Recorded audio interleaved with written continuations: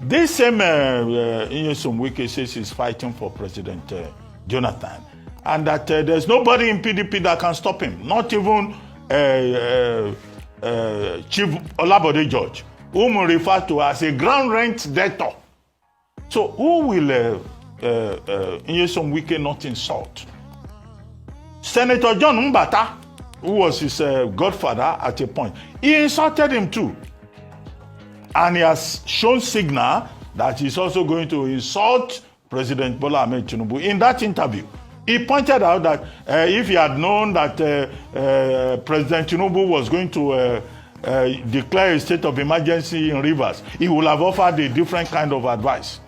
That's already a signal to President Tinubu to know that this man you are dealing with is only interested in his own interests, permanent interests, not permanent friends. And so President Tinubu should beware, because tomorrow he will abuse this same President Tinubu. He says nobody can touch him in PDP. Okay, what does that mean? He's saying that yes, it's possible for a man to be everywhere as long as his personal interest is involved. So, ladies and gentlemen, Nigerians home and abroad, today we are going to dissect one of the most talked about figures in Nigerian politics today, Nyesom Wike, the current minister of the Federal Capital Territory, who is the former governor of Rivers State, a man of power, charisma, and controversy. But the real question on everybody's lips is simple. Where does Wike's loyalty really lie?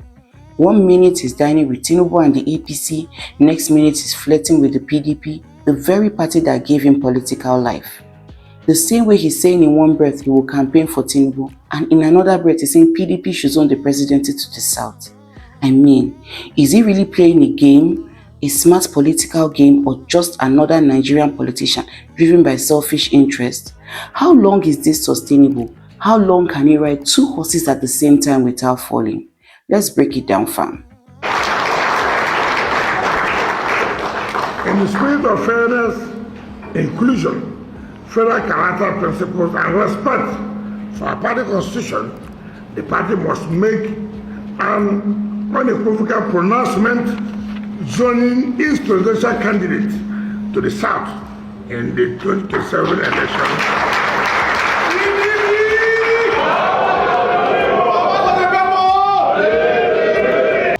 First off, let's start with a quick background. Nyesom Wike rose to national prominence as the PDP stalwart, serving as the Minister of State for Education under Goodluck Jonathan, and later becoming the governor of Rivers State for 8 years. For years, he was the face of PDP strength in the South-South, often seen as a powerful voice of opposition against the APC government under Buhari. All of a sudden, things began to change around 2022 during the PDP presidential primaries. Wike expected to clinch the PDP presidential slot, or at least vice presidential slot. When that didn't happen, and when Atiku Abubakar picked Ifanyi Okowa instead, Wike felt betrayed, and that betrayal was the turning point. Since then, Wike has openly fraternized with the APC, especially under Bola Ahmed Tinubu as he emerged as president, and then came the bombshell. Wike accepted an appointment as FCT minister from Tinubu and APC president while still claiming to be a PDP member. Wike is the only politician in Nigeria that has been able to balance these roles. So what is Wike really trying to do, you may ask? Is this betrayal or political genius? What do you guys really think about this? Please, I would like to know what you think. Well, like most people, I believe Wike is trying to play survival politics. Nigerian politics is not built on ideology, it's built on interest, and this is what Wike has mastered over the years. He didn't get what he wanted from the PDP, so he's leveraging his influence to remain relevant nationally. Accepting the FCT minister position allows him to remain in the corridors of power, managing one of the most important portfolios in the country, Abuja. And Nyesom Wike is not a member of my party, not yet.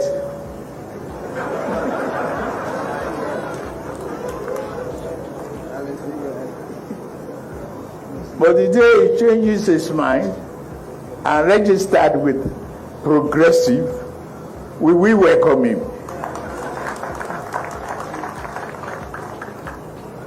Because we will enjoy him in singing As it dey pain us, it dey sweet us. As it dey pain them, it dey sweet us. As it dey sweet us, it go dey pain them. Thank you very much. But here's the twist.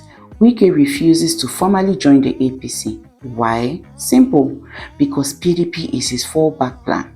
If the APC fails or turns sour, he can easily run back to the PDP fold, claiming he was only helping the country by working with Tinubu. I'm seriously wondering why the PDP has not yet expelled Wike. He really has them by the balls. Or what do you think? Please share your thoughts. This is a perfect example of what we call political polygamy. No permanent friends, no permanent enemies, just permanent interests. But the deeper issue now is, what about trust? Can Nigerians really trust a man who openly and shamelessly plays both sides? Even within Rivers State, Wike's influence is really causing political chaos. The current Rivers State governor, Ifanyi Okowa, who was once Wike's ally, is now fighting for independence from Wike's control. Wike still wants to control Rivers politics while also holding a national office under a rival's party government. Ladies and gentlemen, one man doing all these things, this has never been heard of. It's almost as if Wike is trying to play God or is even the president of Nigeria at this point. Controlling both local and national politics, writing the script, directing the play, and acting the lead role. But is this tactics really sustainable? How long can you ride two horses at the same time without falling? I ask again. Mr. President, we want to thank you that we are part of this, what is going on, the revolution that is going on. You are good worker, coalition.